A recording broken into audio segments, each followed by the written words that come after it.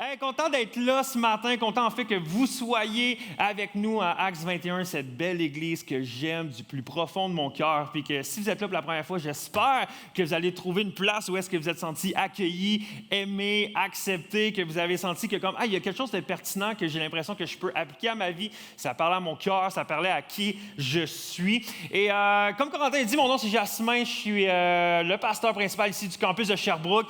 Et je suis content d'être là, puis prendre soin de cette église-là. Et ce mois-ci, dans le fond, au mois de septembre, on regarde ensemble à une thématique qui s'appelle « Nous sommes l'Église ». Et qu'on regarde qui on est appelé à être en tant qu'Église. Qu'est-ce qu'on veut faire? Qu'est-ce qu'on veut être? Et, excusez-moi.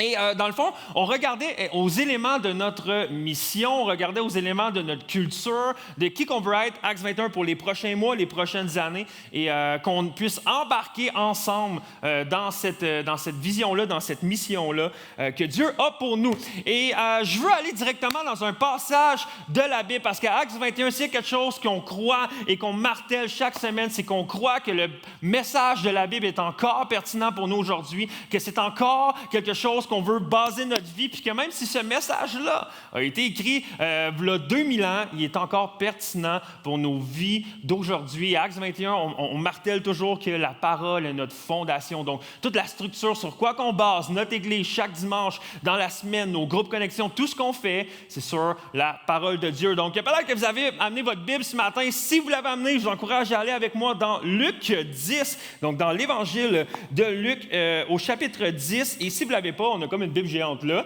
qui est déjà commencée à afficher. On va regarder à une parabole et on va lire du verset 25 à 37. Donc, c'est parti.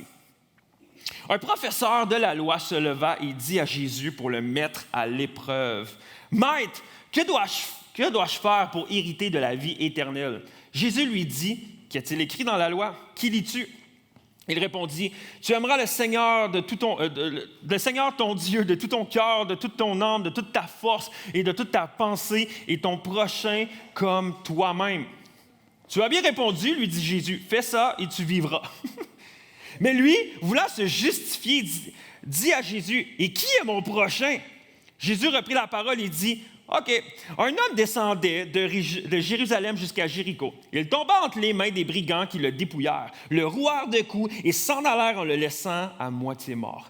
Un prêtre qui, par hasard, descendait par le même chemin, vit cet homme et passa à distance.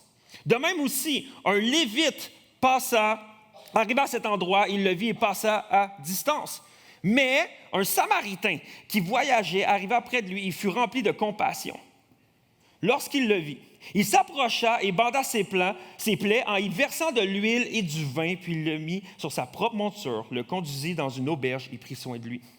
Le lendemain, à son départ, il sortit 2 pièces d'argent, les donna à l'aubergiste et lui dit « Prends soin de lui, et ce que tu dépenseras en plus, je te le rendrai à mon retour. » Lequel de ces 3 te semble avoir été le prochain de celui qui a été tombé au milieu des brigands?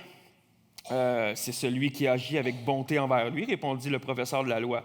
Jésus lui dit donc, va agir de la même manière, toi aussi. Oh, alors ce matin, le titre de mon message, c'est « Qui est mon prochain? » C'est qui mon prochain? Qui est-il? Alors, ce que je propose, c'est que je puisse prier pour cette matinée, le temps qu'on va passer ensemble à regarder à ce texte-là, puis par la suite, on va pouvoir peut-être enchaîner ensemble sur qu'est-ce que ça nous dit sur qui on veut être comme Église. Prions ensemble. Père éternel, je te remercie pleinement pour la belle Église qu'on a, cette chance qu'on a de pouvoir se réunir même ici. Et Père éternel, je te prie que le message de ta parole qu'on a lu ce matin dans Luc 10 puisse nous parler, que ta parole puisse être vivante, qu'elle puisse parler à nos cœurs, puis qu'on puisse ressortir d'ici en ayant entendu ton Esprit Saint nous parler, puis que ça puisse transformer, changer, vraiment nous amener à être un chrétien qui voit la vie différemment, qui agit différemment, puis être une Église qui aime davantage son prochain. Donc, Père éternel, je te remets cette matinée-là entre tes mains. Et tout le monde dit avec moi? Comment? Tout le monde dit avec moi? Yes, sir! Qui, peut-être en ce moment, vous vivez ça, ou qui, dans le passé, a déjà vécu en colocation? OK. À main levée, qui a quand même vécu de mauvaises expériences en colocation? Quasiment les mêmes mains. Bon, pour vrai, moi, je m'en rappelle. Hey, moi, je me rappelle, j'ai été en colocation 2 fois. En fait, au début de ma vie chrétienne, j'étais avec un de mes amis chrétiens, puis je vais taire le nom. Et on était là, puis on s'entraînait ensemble. Il venait dans mon appartement à moi, alors que j'étais seul à ce moment-là. Puis là, on s'entraînait, on passait tout le temps du temps ensemble. Puis maintenant, on s'est dit, hey, ça serait peut-être logique, vu qu'on passe du temps ensemble, on s'entraîne ensemble, qu'on puisse habiter ensemble. Comme ça, on va économiser des coûts. Puis en même temps, on va être tout le temps ensemble, fait qu'on va s'entraîner encore plus ensemble, puis tout. Fait qu'on a fait, hey, bonne idée. Finalement, on décide, on se trouve un appart à 2, on arrive dans l'appartement, et là, premier conflit en fait, il faut décider qui prend quelle chambre. Fait que là, moi j'ai des problèmes avec la poussière, les acariens, tout ça. Fait que j'ai fait, OK, dans cette chambre-là, il y a du tapis. Tu sais, dans le temps qu'on mettait du tapis dans les chambres. Et j'ai dit, moi, je veux pas aller là. Mais il y a l'autre chambre qui n'a pas de tapis, elle est plus petite. Mais moi, je vais aller à cet endroit-là. Puis moi, j'avais presque rien. À ce moment-là, j'avais comme un set. Pour vrai, j'avais rien. J'avais un petit meuble d'ordinateur. Je dormais sur un matelas gonflable. Ah oui, je te le dis. Et je dormais sur un matelas gonflable qu'il fallait que je gonfle à tous les 3 jours. Fait que durant la nuit, genre, je me retrouvais souvent à terre. Puis j'avais un set de chaudron que j'avais payé comme 800$. Tu sais, quand tu prends des bons choix dans la vie. J'avais ça, mais tu sais, parce que je travaillais au Canadian Tire, puis là, c'était en rabais, ça valait 2000$, puis là, je l'avais, puis là, en tout cas, le Canadian Tire, c'est cool. Puis là, j'avais comme mon lit gonflable, mon meuble d'ordinateur, puis mes chaudrons. Puis là, j'y laisse la chambre, tu sais, la plus grande chambre avec du tapis, tout ça. Là, autre conflit arrive, fait comme, ouais, mais c'est parce que moi, j'ai un chat. Ouf. Ceux qui me connaissent. Je déteste les chats, OK? Pour moi, les chats, c'est Satan en personne, OK? Honnêtement, il n'y a pas de raison pourquoi un chat... En tout cas, pour vrai, c'est sûr, je me retrouve au ciel en même temps que Noé. Je fais comme, c'était quoi la joke d'embarquer des chats dans l'arche? Mais ça, c'est une autre histoire. Mais je déteste les chats. Fait que j'ai réussi à convaincre mon coloc de laisser son chat constamment dans sa chambre. C'est horrible quand même, c'est horrible. Là, j'imagine le chat, la litière dans sa chambre, le tapis. L'odeur quand il sortait. OK! Fait que là, c'était pas tant agréable. Puis là, moi, j'étais attaché à 3 choses. Mon meuble d'ordi, mon matelas gonflable, puis mes chaudrons. Et là tu développes la colocation, tu sais, comme, t'as envie d'aller aux toilettes, il y a quelqu'un, t'es comme, OK. Puis là, la personne, elle prend 8h30, tu sais. Puis là, ça devenait pénible. On devenait de plus en plus en chicane sur les trucs, mais surtout, moi, qu'est-ce qui venait me chercher? C'est quand qu'il faisait coller des trucs dans mes chaudrons, puis qu'il ne lavaient pas. Puis là, ça restait sur le comptoir pendant comme 2 semaines. Là, à un moment donné, je me suis chicané. Je me suis chicané avec moi-même. J'étais là, Jasmin, il faut que tu fasses de quoi? Puis là, j'étais là, ben non, il faut être gracieux, il faut être gentil, il faut l'aimer, tout ça. Puis là, j'étais comme, ah non, mais mes chaudrons à 800$.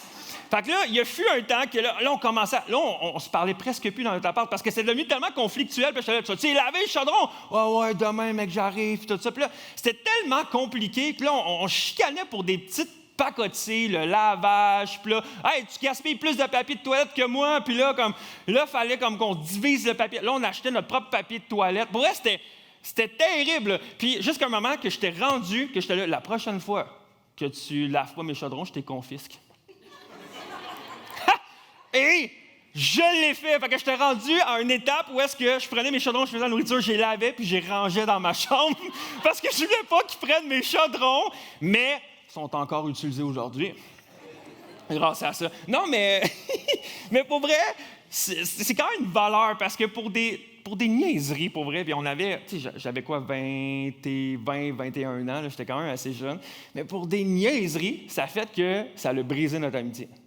J'étais en colocation avec un ami et qu'est-ce que ça l'a fait? C'est que ça l'a brisé notre amitié puis on était complètement rendus comme « fais tes affaires, je fais les miennes ». Tu sais, on apportait des amis dans l'appartement puis c'était comme « moi, je m'en allais, si lui avait ses amis, si moi j'avais des amis, il s'en allait ». On ne voulait plus être ensemble puis pourtant, on avait les mêmes amis. Fait que c'était vraiment bizarre, tu sais. Mais s'il était là, je ne voulais pas être là ou vice-versa. Fait que c'était devenu très conflictuel puis c'est quand même poche, tu sais, quand tu penses à ça, qu'une amitié, puis là, tu habites ensemble, puis là, ça divise cette amitié-là. Puis, Puis moi, on était chrétiens à ce moment-là, on était croyants. En fait, j'étais nouveau croyant et je savais que la Bible m'enseignait à plusieurs reprises d'aimer mon prochain. Mais j'étais à l'aise avec ça. Tu sais, mettons, j'étais à l'aise d'aimer mon père, ma mère. Je comprends le principe. Mes amis, que ce soit de l'école ou de l'église, j'étais comme, ben oui, je les aime, d'un amour fraternel, puis tout ça. Au moins ceux qui sont dans mon église, moi les aimer, c'est quand même, ça va de soi. Mais qu'est-ce qui arrive des autres? Tu sais, mettons ton coloc, là, qui te tape ses nerfs puis qui colle tes chaudrons, tu sais. Lui, faut-tu vraiment, je l'aime, tu sais. Puis là, je suis retrouvé à un moment donné qui est comme, « Hey, Jésus, qui est vraiment mon prochain? » Et on va regarder à cette réponse-là, parce que peut-être tu as déjà vécu une situation semblable, ou peut-être qu'il y a certaines personnes dans ton entourage, certaines personnes que tu te dis, sont moins aimables que d'autres. Sont moins aimables que d'autres, puis qu'est-ce que je fais avec ça? Dieu, qu'est-ce que je fais avec ces personnes-là? Et on va regarder à cette réponse-là. Et la réponse que Jésus a donnée au maître de la loi qui a posé cette question-là, qui est mon prochain? Et la réponse également qui va avec notre troisième élément de mission à Actes 21. Donc, on a regardé à notre élément de mission, à notre mission à Actes 21 qui dit ceci. Actes 21 existe pour nous inspirer à découvrir Dieu, aimer notre prochain et contribuer ensemble au bien commun. Et aujourd'hui, je veux spécifiquement qu'on regarde le côté contribuer ensemble au bien commun. Et Luc 10 nous raconte une histoire incroyable. Ça nous raconte que Jésus enseignait la foule. Une foule remplie de Juifs, une foule qui était de nation juive. Et pendant son speech, il y a quelqu'un qui se lève pour interagir avec Jésus puis poser une question. Puis ça nous dit à ce moment-là que l'homme était un expert de la loi. Plusieurs théologiens pensent même que c'était un avocat. Et le texte nous dit que l'homme voulait tester Jésus. Il voulait le tester. Fait que l'homme demande à Jésus, « Maître, que dois-je faire pour hériter de la vie éternelle? » Et Jésus lui répond, « OK, mais tu connais la loi, donc c'est quoi qui est écrit dans la loi? Quand tu la lis, qu'est-ce que tu comprends? » Et l'homme répond deux choses. Premièrement, il répondit, « Tu aimeras le Seigneur, ton Dieu, de tout ton cœur, de toute ton âme, de toute ta force et de toutes tes pensées. Et tu aimeras ton prochain comme toi-même. » Et je fais une parenthèse ici, parce que ce passage-là est beaucoup plus profond que juste ce qu'on pourrait regarder ce matin. Donc, on a décidé ensemble, l'équipe pastorale, que le mois prochain, le mois d'octobre, on va regarder à cette thématique-là de aimer Dieu et aimer son prochain. Donc, on va décortiquer spécialement ce passage-là de qu'est-ce que ça veut dire aimer Dieu de tout son cœur, de toute son âme, de toute sa force et de toutes ses pensées. Comment qu'on applique ça? Est-ce que ça se peut? Est-ce que ça se peut pas? Et comment ça doit découler sur aimer notre prochain, aimer les personnes autour de nous. Donc, manquez pas ça, tout le mois d'octobre, on regarde ça ensemble, aimer Dieu, aimer son prochain, et en 2 commandements seulement, tu es capable de réaliser toute la Bible. Tous les commandements de la Bible sont rassemblés sous ces 2 commandements-là, donc manquez pas ça dès la semaine prochaine. Bref, aimer Dieu, aimer son prochain. La réalité, c'est que, merci, il y en a quelqu'un qui content, ouais! Merci d'avoir hâte. La réalité, c'est que ça fait assez longtemps que je suis à l'Église pour avoir entendu tant de chrétiens, puis qu'en tant que chrétien, on doit aimer tout le monde. C'est vrai, je suis dans l'Église depuis assez longtemps qu'on le sait, en tant que chrétien, on doit aimer tout le monde. Mais pour être honnête, j'ai plus souvent vu des chrétiens qui disent aimer tout le monde, mais qui les aiment s'ils pensent comme eux, agissent comme eux, parlent comme eux, se comportent comme eux, parce que tous ceux qui se situent en dehors de cette catégorie-là, ils les aiment, mais avec l'amour du Seigneur. Puis ceux qui ont ri un peu à ça comprennent. Si ça fait assez longtemps que tu es dans l'Église, fait comme « Ah ouais! » Parce que quand quelqu'un dit « Ah oui, je l'aime avec l'amour du Seigneur », ça veut dire que cette personne-là me tape vraiment ses nerfs, mais je suis chrétien, je suis obligé de l'aimer, fait que je l'aime dans le Seigneur. Mais ça veut dire que c'est pas tant la personne que tu inviteras à souper. Mais l'expert de la loi dit à Jésus, aimer Dieu, aimer son prochain, c'est ça le commandement. Et Jésus dit, bien parfait, tu vas avoir la vie éternelle, tu veux vivre, fais ça. Mais le texte nous dit que l'expert de la loi, l'avocat à ce moment-là, ou quoi que ce soit, veut se justifier à Jésus. Puis il dit, ouais, mais c'est qui mon prochain? Qui est mon prochain? Parce que je veux être sûr que si je peux prendre le temps dans ma vie d'aimer mon prochain, de dire je vais m'attarder pour sortir de ma zone de confort, puis aimer une personne, je veux m'assurer que ça soit la bonne personne. Je veux m'assurer que je ne suis pas en train de perdre mon temps à aimer quelqu'un que finalement je n'aurais pas besoin d'aimer. Je ne veux pas perdre mon temps. Donc, est-ce que mon voisin est mon prochain? Est-ce que mon patron est mon prochain? Est-ce que les libéraux, c'est mon prochain? Est-ce que les caquistes, c'est mon prochain? Est-ce que les conservateurs, c'est mon prochain? Est-ce que les sans-abri, c'est mon prochain? Est-ce que les musulmans, c'est mon prochain? Est-ce que les gens de la communauté LGBTQ, c'est mon prochain? Qui est mon prochain? Et le classique de Jésus, ça, j'aime vraiment ça. Si vous avez lu la Bible à quelques reprises, vous vous rendez compte que souvent, les gens vont vers Jésus, leur posent une question, et Jésus, la meilleure des réponses est comme « Il était une fois. » Et ça, j'aime ça. Jésus se met à raconter l'histoire. Il fait comme « OK, tu veux savoir qui est ton prochain? Super. Il était une fois un homme qui descendait qui descendait la route, et à un moment donné, il y a des brigands qui arrivent pour pouvoir le voler. Donc, ils le saisissent, ils le rouent de coups, ils commencent à le battre, ils commencent à le tabasser, à prendre tout ce qu'il y avait sur lui. Et il continue de vraiment faire mal, là, comme de dire on va l'achever solide. Et ça nous dit qu'ils l'ont laissé presque mort sur le bord de la route. Ça nous dit qu'il était presque mort puis que finalement ils partent avec tous ces objets et ils s'en vont. Et après ça, Jésus raconte qu'il y a 3 personnes qui passent à côté de cet homme-là. Et premièrement, il y a le prêtre. Il y a le prêtre. La première personne à croiser l'homme qui a été roué de coups sur le bord de la route est un prêtre. Et quand le prêtre passe à côté, au lieu de venir à son aide, Jésus raconte que le prêtre s'éloigne tranquillement, puis il fait comme, il ne regarde même pas.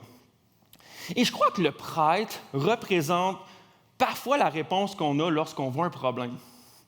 Puis qu'on est comme, oh, ça, c'est pas mon problème. Et qu'on continue à suivre notre route en disant, c'est pas mon problème. Et si on ne porte pas attention, je pense que tout comme le prêtre, on peut passer à côté de plusieurs problèmes dans notre vie, dans notre entourage, dans notre famille, dans notre école, dans notre travail, puis se dire, ouais, ça, c'est pas mon problème. Mais pourtant, on pourrait être la réponse à ce problème-là. Mais on se dit, non, c'est pas à moi de faire ça. Mais c'est quand même drôle que, à cette époque-là, puis je crois même encore aujourd'hui, mais à cette époque-là, le rôle d'un prêtre, c'est de servir les gens. Le rôle d'un prêtre, c'est de venir en aide aux gens. Mais alors qu'il se promène puis qu'il voit l'homme qui pourrait aider, il se promène et il dit « Oh, c'est pas moi qui ai causé ce problème-là, fait que c'est pas vrai que c'est moi qui va régler ce problème-là. Ce n'est pas mon problème. » Et mon cœur, pour moi, c'est qu'en tant qu'Église, en tant que croyant qui vient à Acts 21, en tant qu'organisation de Acts 21, qu'on passe pas aux côtés de plusieurs problèmes en se disant « Ouais, non, ça, c'est pas mon problème. C'est pas à moi de le régler. » Et ça, c'est mon cœur. Parce que je crois que c'est pas parce que c'est pas de ma faute que c'est pas mon problème. C'est pas parce que c'est pas moi qui ai causé le problème que c'est pas nécessairement à moi de le régler. Et moi, personnellement, je veux pas être cette personne-là qui passe aux côtés d'un besoin sans rien faire. Parce que me dire, ouais, mais c'est pas moi qui ai créé ça, là, puis j'ai d'autres choses à faire, fait que c'est pas à moi de le régler. Il faut faire attention je pense, de ne pas avoir cette même attitude-là que le prêtre. Mais Jésus continue l'histoire en disant, mais il n'y a pas seulement un prêtre qui passe à côté, mais il y a aussi un lévite. Puis là, peut-être tu te poses la question, ouais, mais c'est quoi un lévite? Parce que Jésus, dans son histoire, nous raconte que le lévite a fait la même chose que le prêtre.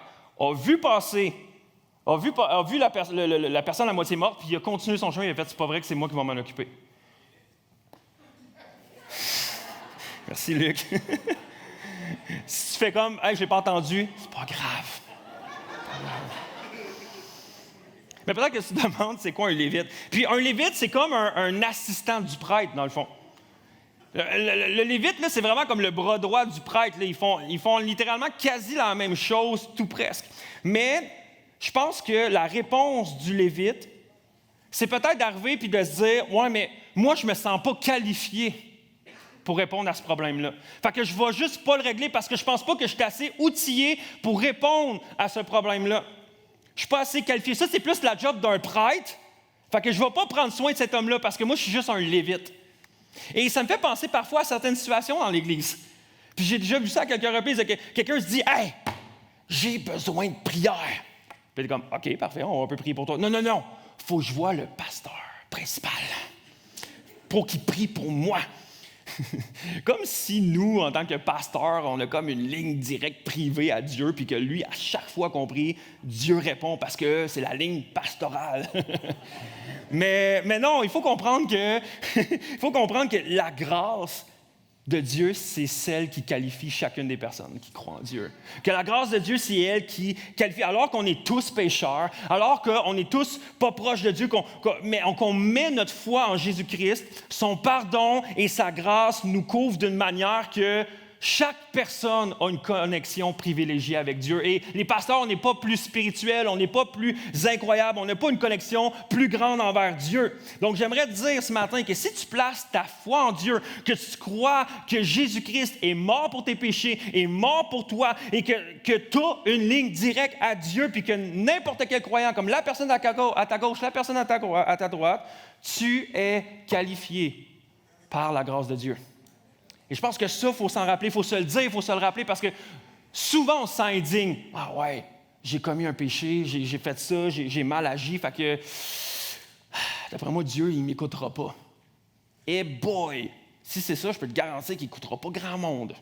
Parce qu'on est tous pécheurs, on est tous pas qualifiés, mais la grâce nous qualifie de Dieu. C'est pour ça que Dieu n'appelle jamais ceux qui se croient qualifiés, mais il qualifie ceux qui l'appellent. Et ça, c'est peut-être pour toi. Tu ne te sens pas qualifié pour répondre à un certain appel. Juste te dire, si Dieu met cet appel-là dans ton cœur, Dieu va te qualifier. Et marche dans cette qualification-là. Puis n'aie pas peur, n'aie aucune crainte. Dieu équipe ses croyants, équipe ses enfants. Sa grâce est suffisante pour toi. Alors, on a le prêtre qui passe à côté de l'homme. On a le lévite qui passe à côté de l'homme. Puis qu'est-ce qui est intéressant, c'est que dans l'histoire, c'est deux personnes qui ont un titre. Un prêtre et un lévite. C'est pas leur identité. C'est pas leur identité d'être prêtre ou d'être un lévite, mais ils ne sont pas des prêtres. Là, t'es comme pas, oh, wow, un petit prêtre. Non, ou un petit lévite. Non, c'est comme ça. On est comme une personne, puis après ça, Dieu les a appelés à être prêtres ou à être lévites. Donc, avec le temps, ils ont développé un titre. Puis quand tu as un titre, vous allez être d'accord avec moi que ça explique ce que tu fais. Par exemple, tu es un plombier, c'est parce que tu travailles avec des tuyaux. Tu es un charpentier, c'est parce que tu construis des choses. Tu es un avocat, ça veut dire que tu construis la loi, tu sais, avec les juges, tout ça. Tu es un policier, bien, tu appliques la loi. Tu es un chef, ça veut dire que tu travailles dans la cuisine, tu concoctes des plats. Tu es un politicien, ça veut dire que tu dis tout le temps la vérité. Mais, ce que je veux dire, c'est que ton titre est souvent attaché à tes tâches.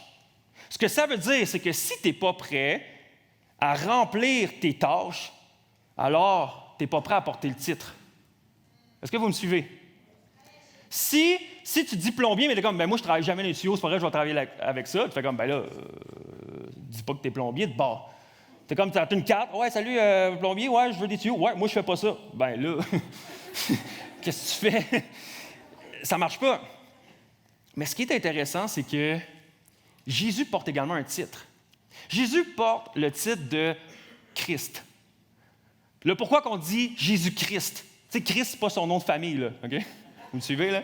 Jésus-Christ. Et Christ, qu'est-ce que ça veut dire? Ça veut dire sauveur. Le titre de Jésus, c'est d'être un sauveur. Et afin de devenir un sauveur, il a fallu que Jésus accomplisse sa tâche de sauveur, qui était de mourir pour nous. Et ce qui a fait que Jésus est un Dieu si unique, comparé à tous les autres dieux, peut-être que notre religion, pas notre religion, notre société peut parler de certaines autres religions ou quoi que ce soit, mais c'est que Jésus est venu comme un leader serviteur. Et ça fait partie également de l'attitude qu'on veut avoir dans nos éléments de culture à Acts 21. On veut être un leader serviteur comme Jésus est venu. Donc, Jésus n'est pas venu pour être servi, mais pour servir. Jésus est venu pour servir. Jésus n'est pas venu sur terre pour seulement avec un titre « Je suis le Sauveur ». Non, Jésus est venu sur terre et aller accomplir sa tâche jusqu'à mourir à la croix pour accomplir pleinement sa tâche d'être un sauveur. Sa tâche a été de mourir pour nous. C'est quand même incroyable, il est venu nous servir pleinement.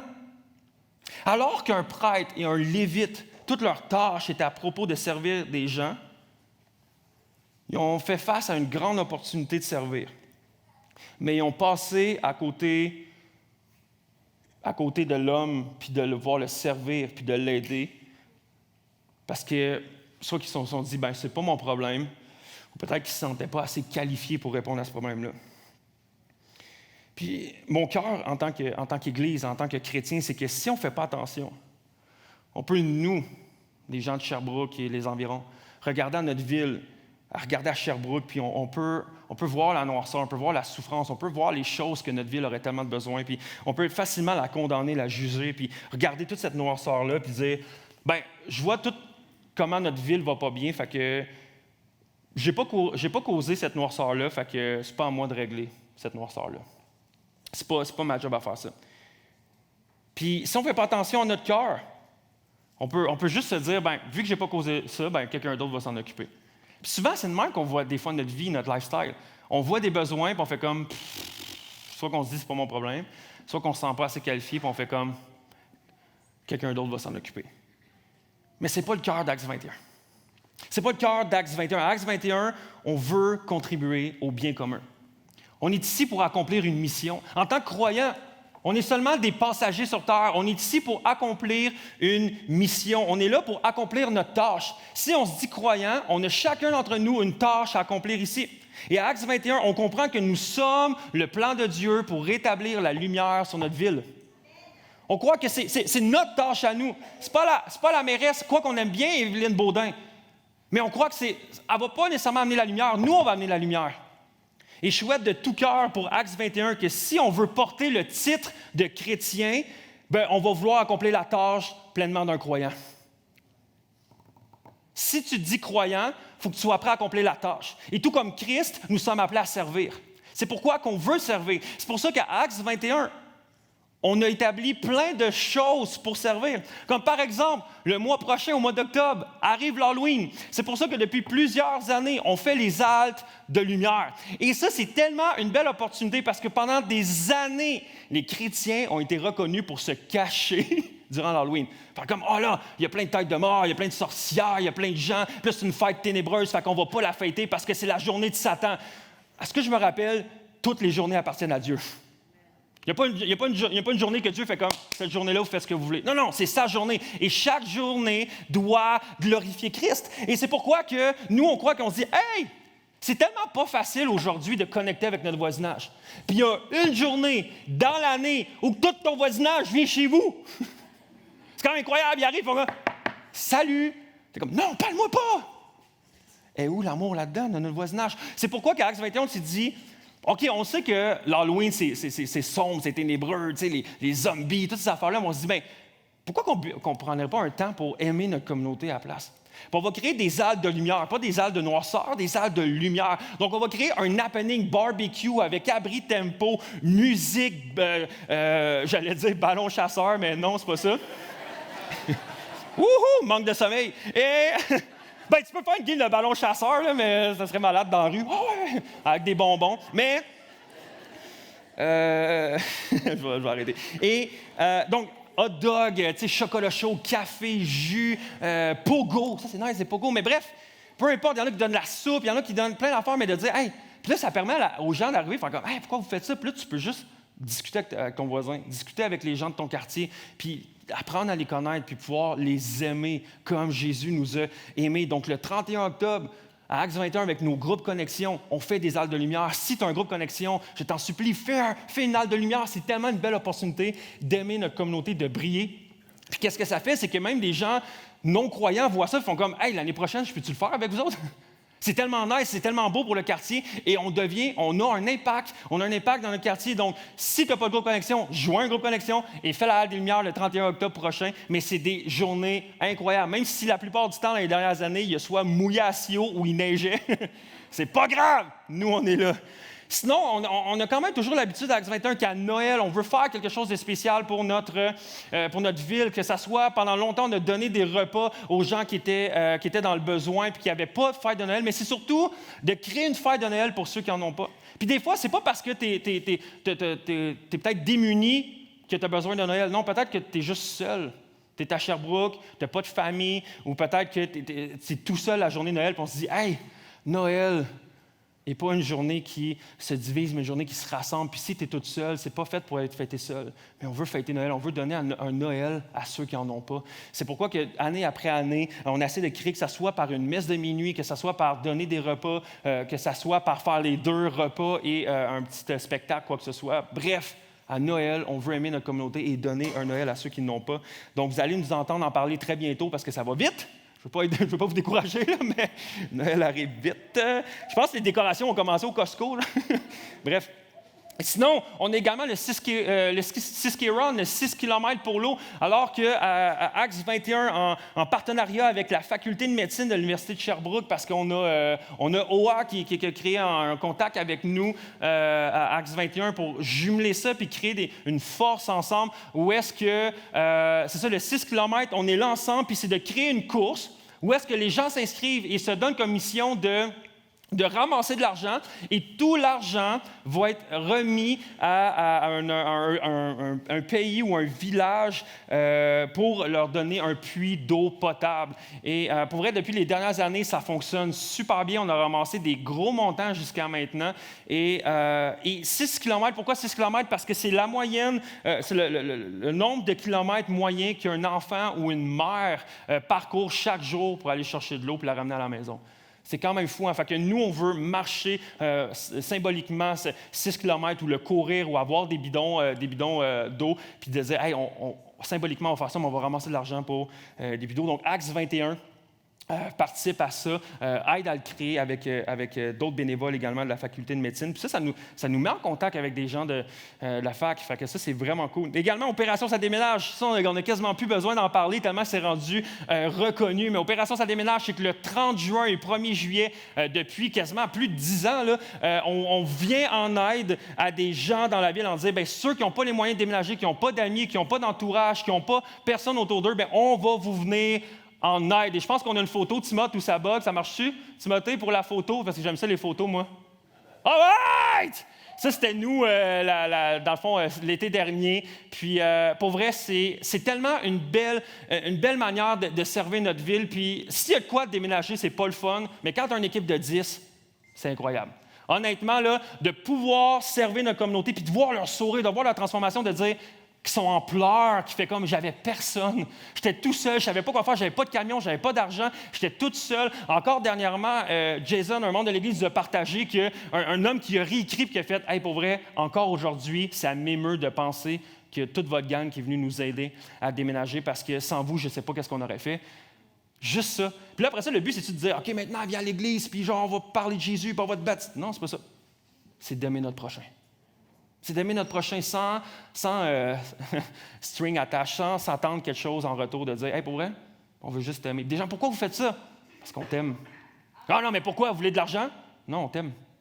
On veut juste t'aimer. Puis là, que ça crée, c'est que de plus en plus, c'est connu. Puis là, la ville, maintenant, c'est devenu partenaire avec nous officiellement. Là, la ville est devenue partenaire avec l'Église. C'est quand même incroyable. Là. Pour faire ça, puis là, l'année prochaine, on manquait toujours de camions. C'était notre pénurie. Puis là, ils nous disaient, hey, l'année prochaine, on fournit les chauffeurs, les camions. Tu veux 10 camions? Tu veux 24 camions? On va t'avoir ça le 30 et 1er juillet. C'est incroyable, pour vrai, là.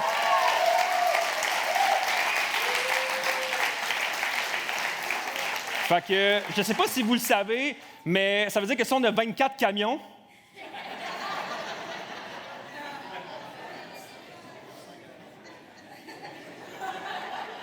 à ta place, je mettrais ça tout de suite dans mon agenda.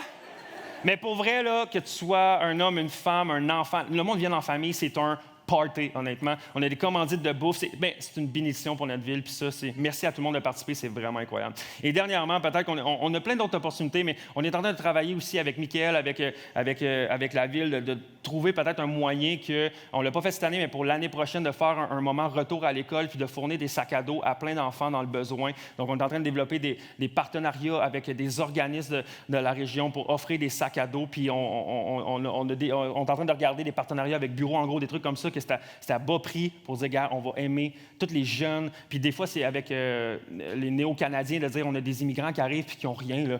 Puis de dire, regarde, on va te donner un sac à dos, va à l'école, puis profite-en, sois béni. Donc, on veut faire ça également au printemps, pas au printemps, à l'automne prochain. Donc, manquez pas ça, ça va être vraiment incroyable. Mais bref, on a des opportunités comme ça. On a des opportunités comme ça en tant qu'Acts 21. Mais le fait d'aimer notre prochain, de faire le bien commun, c'est pas juste la responsabilité d'une Église. C'est la responsabilité d'un croyant. C'est notre responsabilité en tant que croyant de vouloir servir, de vouloir aimer notre prochain. Puis c'est pour ça que moi, il y a des choses qui m'émeuvent, que je fais comme « Wow, ça me fait tellement capoter. » Comme la semaine dernière, comme ça, j'apprends dans le hall d'entrée qu'une dame qui rentre à l'église fait comme « Pour vrai, ça va pas bien. J'ai rien à manger. J'ai essayé d'appeler plein d'organismes. On peut rien me donner jusqu'à mardi. J'ai rien pour manger. » Puis on a Vanessa qui est là, qui est à l'accueil, puis elle fait « Pour vrai? Il n'y a pas de problème. Tu vas venir avec moi, puis on va aller te faire une épicerie tantôt dimanche après-midi. » C'est cool, ça. Ça, c'est l'Église. Ça, c'est un chrétien. Pour moi, ça m'a touché, cette histoire-là, puis j'ai fait, OK, on n'a pas juste fait, ah ouais, OK, tu as des besoins. Ah, laisse-nous prier pour toi. On va prier pour toi, Seigneur, pourvois ses besoins. Bonne chance. Je dis ça, mais j'ai déjà fait ça. J'ai déjà fait ça, puis de faire comme non, je veux pas juste faire ça, je veux répondre aux besoins. Et moi, le cœur de Vanessa me fait wow.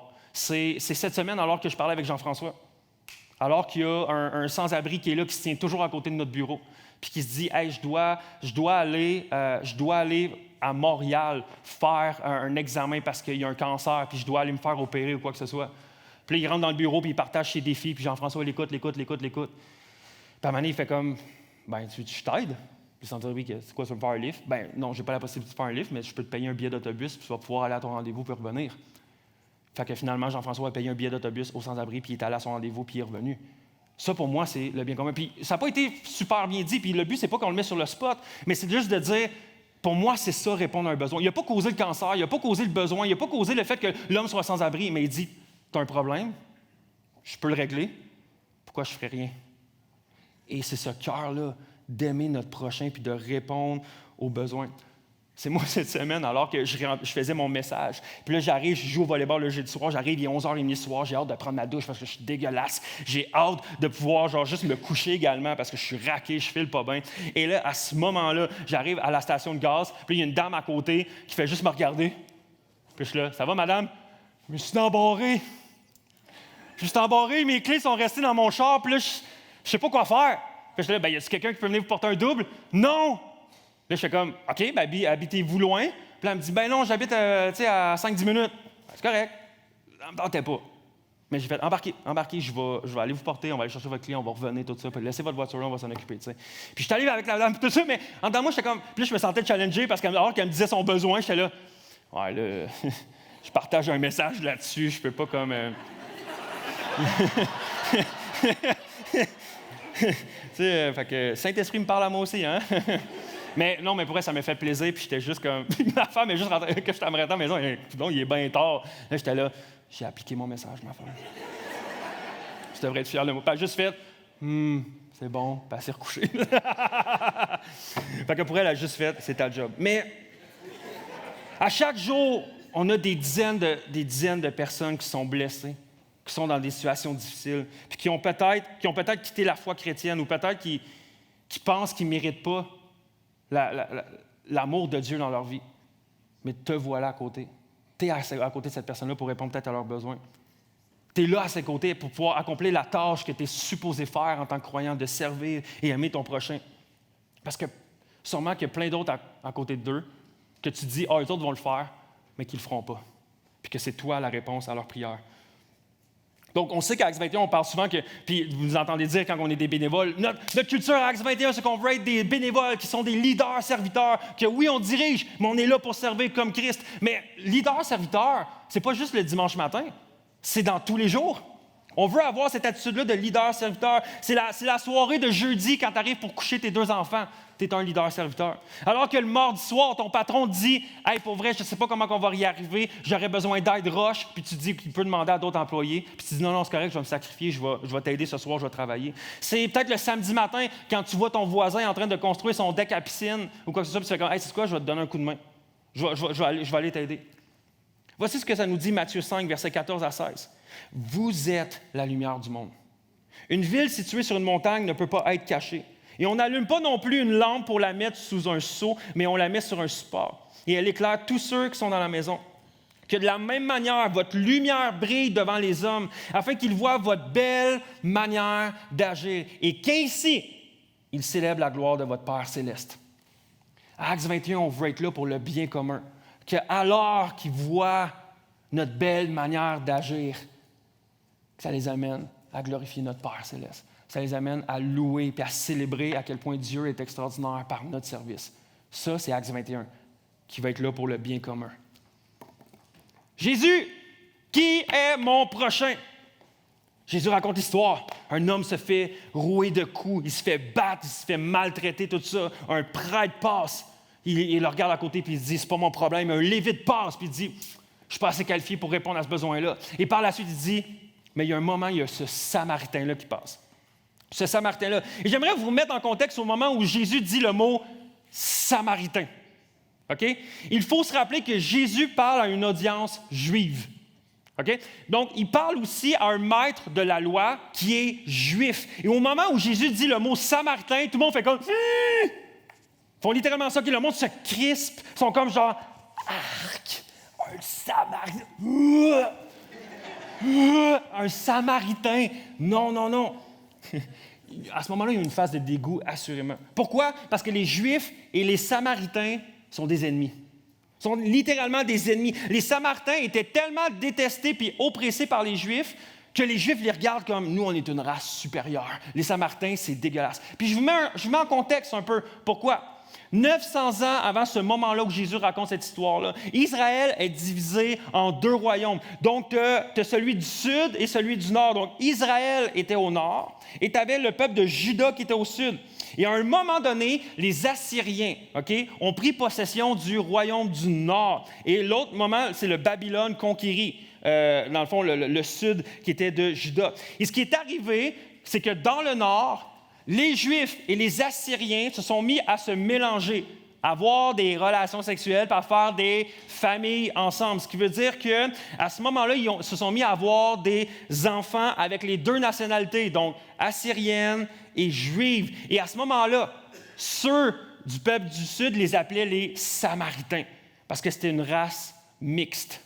Et à ce moment-là, ils étaient inférieurs, ils n'ont pas gardé le sang pur des Juifs.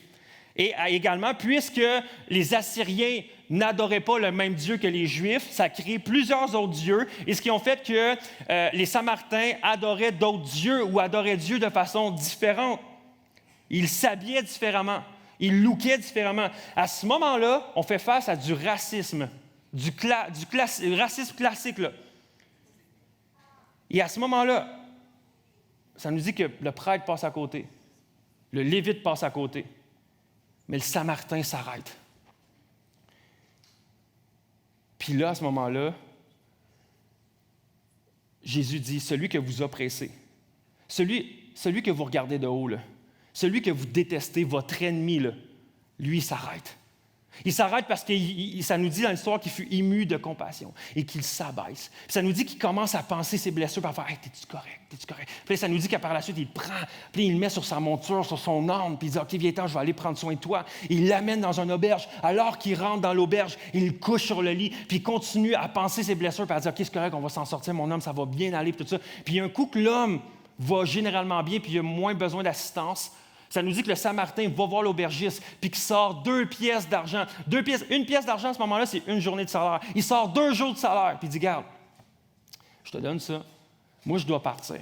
Veille sur lui. Peut-être que ça va couvrir 2 jours, ça va couvrir je ne sais pas combien de temps.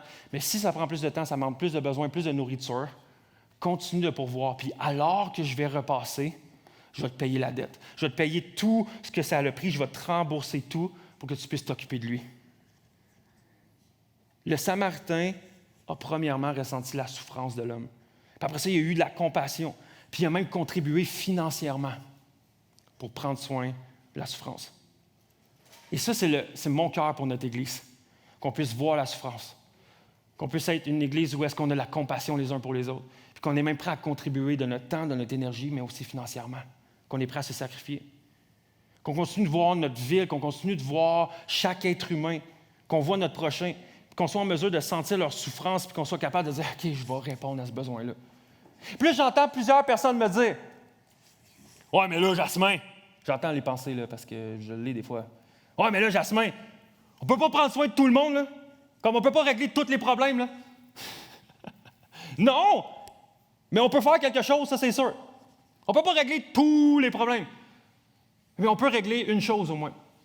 Puis, on va être honnête, là. Parfois, dans nos pensées, on tombe dans le côté « Ouais, mais je ne peux pas régler tous les problèmes. » Fait qu'on pense que ça nous qualifie à ce moment-là de faire « Bien, comme ça, je ne vais rien faire. » Puisque je ne peux pas tout faire, je ne vais rien faire. Non, non, non. Tu peux faire au moins une chose. J'aspire à être un croyant ou quoi que ce soit qui agit pour régler le problème, qui est prêt à investir financièrement, même qui est prêt à dire comme je vais faire au moins une chose, je vais faire quelque chose. Puis ce que j'aime de Jésus, à ce moment-là, c'est qu'il répond à leur question. Il dit que ça, c'est qu'est-ce qui se passe. T'es-tu ce Samaritain-là? Tu comprends-tu qu'est-ce que le Samaritain fait? Puis après avoir raconté cette histoire-là sur le Samaritain, pendant que les musiciens s'approchent, les musiciens peuvent s'approcher. Je termine avec ça. Il dit, « Lequel des 3 hommes te semble avoir été le prochain de celui qui est tombé au milieu des brigands? » Lequel des 3 hommes semble avoir été le prochain? Puis c'est certain qu'à ce moment-là, le maître de la loi, celui qui a posé la question, qui voulait challenger Jésus, c'est sûr qu'à ce moment-là, il est convaincu jusque dans ses tripes, puis il est challengé, puis il est comme « OK, je comprends ton histoire, mais ça m'arrache le cœur. » Parce que tu réalises qu'à ce moment-là, on va regarder la réponse du maître de la loi, là, il n'est même pas capable de dire le mot « samaritain ». C'est quand même fou, hein? Voici ce que l'homme va répondre. C'est celui qui agit avec bonté envers lui. Il ne dit pas « c'est le Samaritain ». Non, non, il n'est même pas capable tellement que c'est comme ah. Jésus lui dit « Parfait, va et agis de même là, toi aussi ». C'est quand même drôle qu'on pose la question à ce moment-là à Jésus. « Jésus, qui est mon prochain? » Et au lieu de nous répondre, il nous donne l'image de qu'est-ce que c'est un bon prochain. Quelqu'un qui est un bon prochain pour quelqu'un. Puis je pense que pour vrai, des fois, ça me pointe à moi mes mauvaises questions à Jésus. Que je pose des mauvaises questions. Alors que je demande à Jésus, « Jésus, qui est mon prochain? » Jésus me demande plutôt, « Jasmin, es-tu un bon prochain? Es-tu un bon Samaritain pour les personnes qui t'entourent? Jasmin, est-ce que tu aimes? Est-ce que tu vois la souffrance? Est-ce que tu réponds? Est-ce que tu vois la compassion? Tu es rempli de compassion puis tu réponds? » La réalité, c'est que Jésus, puis là, ça pourrait avoir l'air un peu comme ça, mais Jésus ne raconte pas cette histoire-là juste pour nous inspirer ou nous botter le derrière à dire « Ah ouais, soyez des meilleurs chrétiens! » Non. Jésus raconte cette histoire-là pour que chacun d'entre nous, comme le maître de la loi, on soit complètement confronté dans notre être intérieur. Puis voici comment cette histoire-là. Cette histoire-là commence avec l'idée de « Hey, comment je peux avoir la vie éternelle? » Alors que le maître de la loi pose la question à Jésus, Jésus lui demande « Ben ouais, mais qu'est-ce que tu lis dans la loi? » Puis il dit « Ben, aimer Dieu, puis aimer ton prochain. » Ouais, mais c'est qui mon prochain? Et Jésus passe au travers de l'histoire jusqu'à pointer un des pires ennemis de l'homme qui a été prêt à sacrifier de son temps, son énergie, son argent pour prendre soin de l'homme, de contribuer au bien commun de cette personne-là.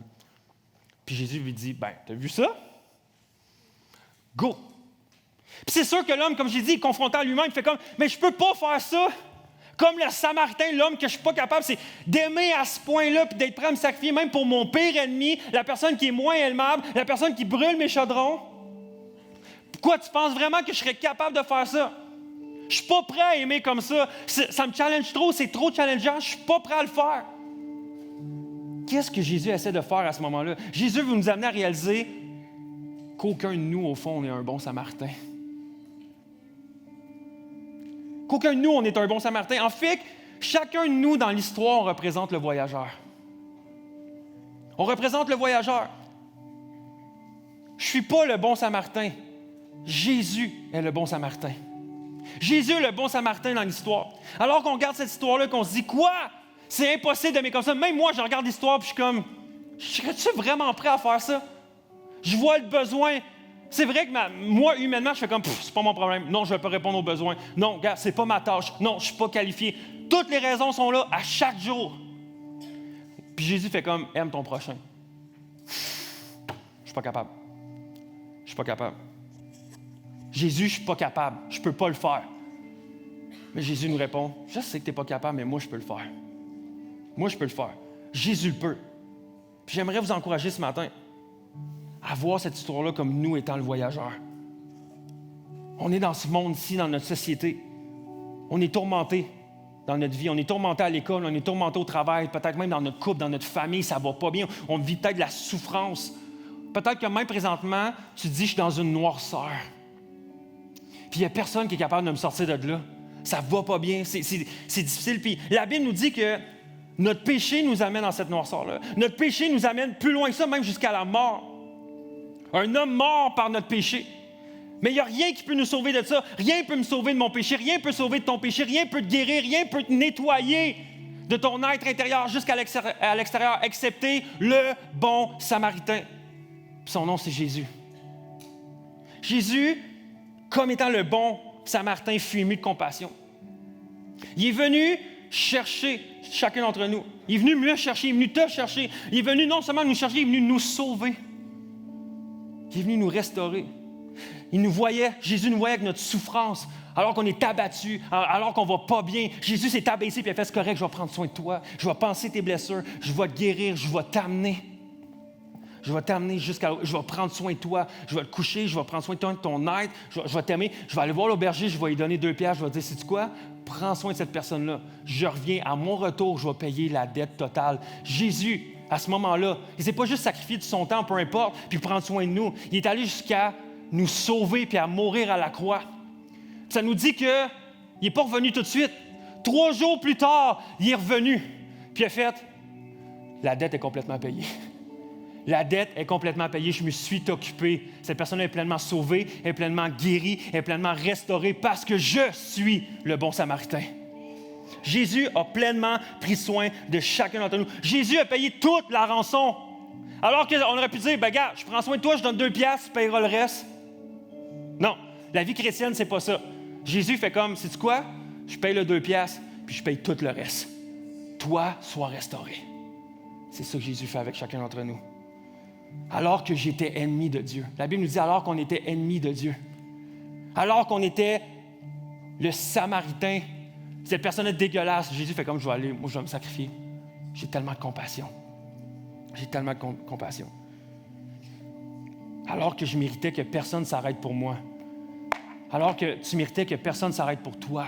Jésus s'est arrêté pour toi. Jésus s'est arrêté pour prendre soin de toi. Et alors qu'on met notre foi en lui, devenir chrétien, c'est quoi? C'est de dire, Jésus, je vois qu'est-ce que tu as accompli, que tu es venu comme un leader, serviteur, tu es venu comme Dieu, tu t'es fait homme. Tu es venu pour restaurer ceux qui étaient blessés. Tu es venu pour restaurer ceux qui étaient perdus, pour les rendre trouvés. Tu as pris soin d'eux, tu as pris soin de penser leurs blessures, puis tu as payé la rançon totale de leurs péchés. Et alors qu'on fait comme Jésus, tu es mort pour mes péchés, puis il fait comme ouais. Puis après ça, on demande comment je fais pour avoir la vie éternelle? Jésus nous dit, crois en moi, mets ta foi en moi. Est-ce que tu crois que je suis le Fils unique de Dieu qui est descendu sur terre, mourir pour ta faute, pour ta rançon? Ouais, mais si tu as ça, tu as la vie éternelle. Tu as la vie éternelle. Et ça, pour moi, ça remplit mon cœur de gratitude. De dire, c'est vrai que je ne suis pas capable d'être comme ce bon Samaritain-là, mais à l'image de Jésus, à l'image de ce que Jésus a fait pour moi, je veux le faire. Je veux contribuer au bien commun. Je veux contribuer à mon prochain. Je veux aimer mon prochain. Alors que quelqu'un a besoin d'un livre, je veux contribuer. Alors qu'il a besoin de quelqu'un d'argent, je veux contribuer. Quelqu'un a besoin d'une épicerie, je veux contribuer. Alors que quelqu'un a besoin d'aide de déménager, je veux contribuer. Alors que quelqu'un veut cogner à ma maison puis il veut des bonbons, je vais lui en donner des bonbons. Mais je veux être cette personne-là qui sert, qui aime son prochain. Même quand les radars ne sont pas sur nous. C'est facile d'aller à l'opération salle de ménage parce que ça se peut que ta face soit sur Facebook. Mais quand tu vas aider quelqu'un à faire son épicerie alors que personne ne le voit, ta face n'est pas sur Facebook. Mais Jésus le voit. Puis c'est ça le plus important. Est-ce qu'on peut se lever ensemble? Qu'on puisse chanter, qu'on puisse célébrer ensemble. À quel point que Dieu, alors qu'on va réaliser, si on réalise à quel point que Dieu s'est sacrifié pour nous sauver, pour nous guérir, pour nous restaurer, alors à ce moment-là, ça va remplir notre cœur à vouloir faire de même. Si tu essaies de le faire avec ton propre amour, ta propre force, ça va terminer, puis tu vas t'épuiser, puis tu ne seras plus capable. Mais alors que tu es rempli de l'énergie, la puissance de Dieu, l'Esprit de Dieu, alors que tu réalises à quel point Dieu s'est sacrifié, pour toi, ça va devenir comme « OK, Jésus, tu me remplis tellement mon cœur, je veux le faire en retour. » Et ça ne sera pas quelque chose de forçant. Si pour toi, c'est quelque chose de forçant, j'aimerais dire que tu as besoin de retourner à Jésus. Pour juste être rempli de son amour, de sa compassion et de son regard sur l'humanité. Prions ensemble. Père éternel, je te remercie parce que tu es le bon Samaritain. Je veux te rendre gloire, Dieu, parce que tu es le bon Samaritain. Tu es celui qui nous a secourus. Tu es celui qui nous a vus dans notre péché, dans notre souffrance, dans notre faute, dans nos blessures, dans nos erreurs. Puis tu es venu nous restaurer. Tu es venu nous prendre, tu es venu nous guérir, tu es venu prendre soin de nous. Puis tu as payé la dette, tu as payé pleinement le prix afin que nous, on puisse être pleinement restaurés et qu'on puisse avoir la chose la plus précieuse, qui est la vie éternelle. Dieu, je te remercie.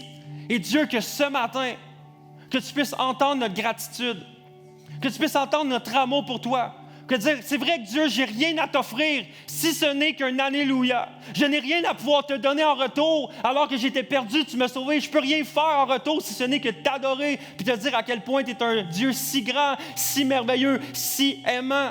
Et Dieu, alors qu'on te chante, remplis notre cœur de ton Esprit Saint afin qu'on puisse nous, à l'image de ton Fils, aimer notre prochain puis contribuer au bien commun comme que toi, Christ, est venu servir. Donc Dieu, reçoit notre louange, reçoit notre adoration et sois glorifié dans le nom puissant de Jésus. Amen.